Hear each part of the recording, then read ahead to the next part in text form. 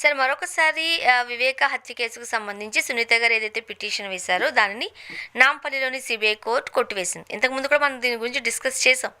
ఎందుకంటారు పదే పదే ఇదే వ్యాఖ్యలతో సునీత గారు వార్తల్లో నిలుస్తున్నారు?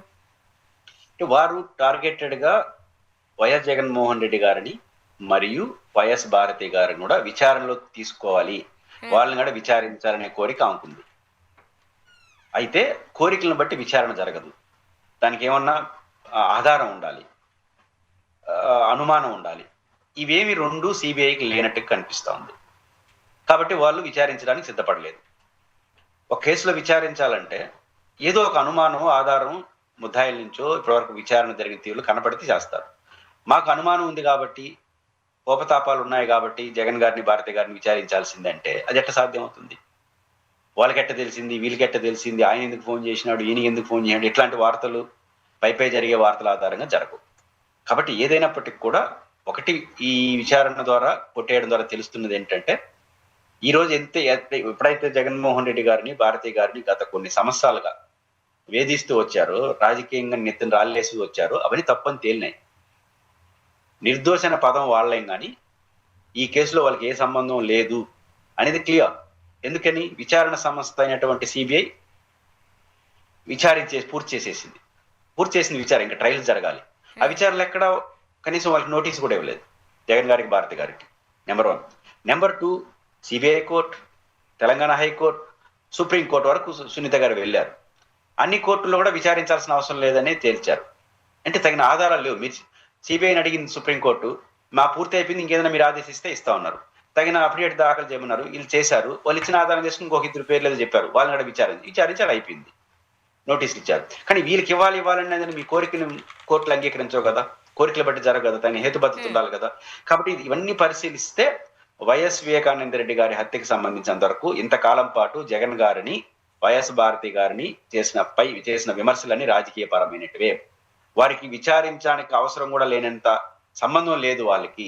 అది క్లియర్ గా అర్థం. జగన్ గారు ఏదైతే చెప్తారో, మాకు సునీత ఒక్కళ్ళు, వివేకానంద మన అవినాష్ ఒక్కళ్ళే, కాబట్టి మాకు 2 కళ్ళు అంటే వాళ్ళు మా కుటుంబ సభ్యులు అనేది చెప్పడం అది రుజువైంది. కాబట్టి జగన్ గారిని భారతి గారిని రాజకీయ దురుద్దేశంతో ఇన్ని రోజులు మాట్లాడుతూ ఇంకా మాట్లాడుతున్నారు, గొడ్డల పార్టీ. ఇంత జరిగిన తర్వాత మళ్ళీ గొడ్డల పార్టీ అంటున్నారు. కానీ ఏదైనప్పుడు కూడా ఇంతకాలం పాటు వివేకానంద రెడ్డి కాస్ట్లో జరిగినటువంటి ఎపిసోడ్లో అన్యాయంగా రాజకీయ దురుద్దేశంతో జగన్ గారిని భారతి గారిని బదనాం చేయడం కోసం చేస్తూనే ఉన్నారు. ఇప్పటికైనా ఆపితే మంచిది. ఉంటే మీరు కోర్టులో తేల్చుకోవాలి.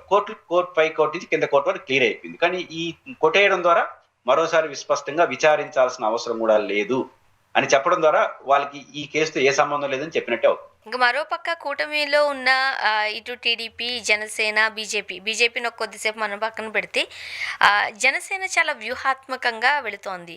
మొన్నటికి మొన్న లోకేష్ గారు చెప్పిన దాని ప్రకారం, వచ్చిన వార్తల ప్రకారం 80% సీట్లలో టీడీపీ, 15% జనసేన, 5% బీజేపీకి కేటాయించినట్లుగా చూస్తున్నాం.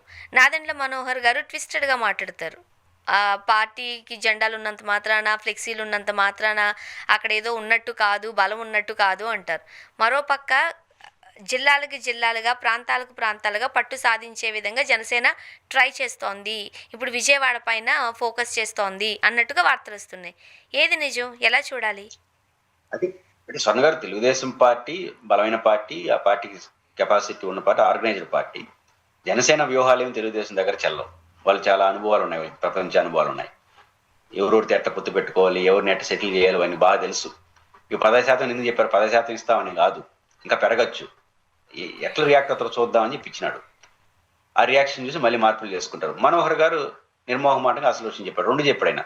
కార్యకర్తల మనోభావాలు చెప్పేసినాడు, 2వ రోజు జరగబోయేది చెప్పేసినాడు. మనకి 7 జెండాలు ఉన్నాయి, అది అర్థం చేసుకోవాలి. చివరికి జరిగేది అదే. కాబట్టి ఆ జరిగే దాంట్లో కూడా ఎలక్షన్ లాగా చేస్తారు. ఎమ్మెల్యేలు ఇచ్చినప్పుడు ఏమైంది? కరెక్ట్గా 21 సీట్లు ఇచ్చారు, దాంట్లో సగం మంది తెలుగుదేశం పార్టీ వైపు చేరుకుంటున్నారు. ఇట్లాంటి ప్రయోగాలు ఎన్ని జరుగుతాయో తెలియదు. కాబట్టి జనసేన మేము 15 ఏళ్ల పాటు తెలుగుదేశంతో ఉంటామని నిర్ణయానికి వచ్చిన తర్వాత రాజీ పడుతుంది ఎక్కడో ఒక చోట. మాకుతో పద్ధతిగా ఉంటాం, లేకపోతే మా దారి మేము చూసుకుంటాం అనే స్టెప్ తీసుకున్నప్పుడే జనసేన పెరుగుతుంది. కానీ వ్యక్తిగతంగా రాజకీయాలలో అంటే కూటమిలో ఉన్నప్పటికీ కూడా వ్యక్తిగతంగా ఎదగాలని కూడా ఆ పార్టీ భావించాలి కదా.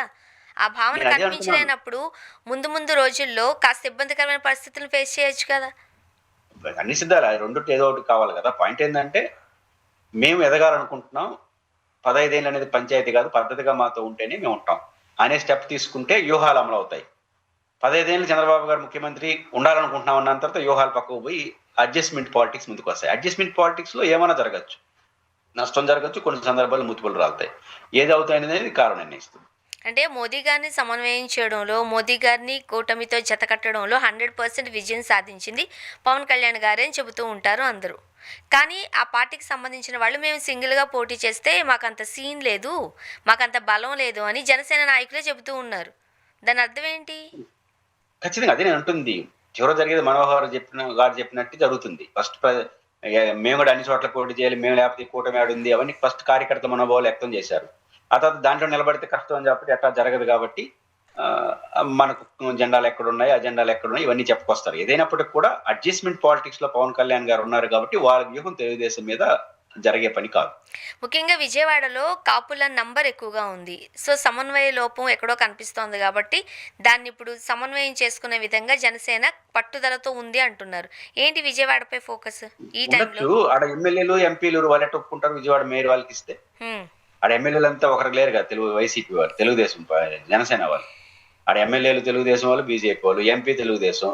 పొడుగు చేస్తారేంటి బీజేపీ జనసేనకి ఇచ్చేస్తే మళ్ళీ కార్పొరేట్ వాడికి గెలవద్దు. ఈ ప్రాబ్లమ్స్ అన్ని ఉన్నాయి. విజయవాడ రాజకీయాలు సులభంగా ఉండవు. అడంతా హేమాహేమిలు, బోండా మహేశ్వరరావు గారు మామూలు లేరు కాబట్టి వాళ్ళకి అక్కడే వస్తుంది పంచాయతీ. ఏదో ఒక కనీసం ఒక మేయర్ అయినా విశాఖపట్నం, విజయవాడ, తిరుపతితో ఏదో పెద్ద మేయర్ పదవి కూడా వాళ్ళకి ఇవ్వాలి కదా జనసేన, కానీ వాళ్ళు కోరుకుంటారు. ఇక్కడ తిరుపతిలో అడిగినారంటే ఆల్రెడీ ఎమ్మెల్యే ఉన్నారు కదా, మాకు ఇవ్వాలని తెలుగుదేశం అంటారు. విజయవాడ అంటే ఆడ ఎమ్మెల్యేలు మొత్తం మామూలు లీడర్ కదా తెలుగుదేశం పార్టీలు, అన్ని పార్టీలు వాళ్ళు అట్లా వదులుతారా? విశాఖపట్నం అని డిఫరెంట్ పెట్టి చూడాలి ఏం జరుగుతుందో, కానీ మొత్తం మీద ఇబ్బంది అయితే వస్తుంది.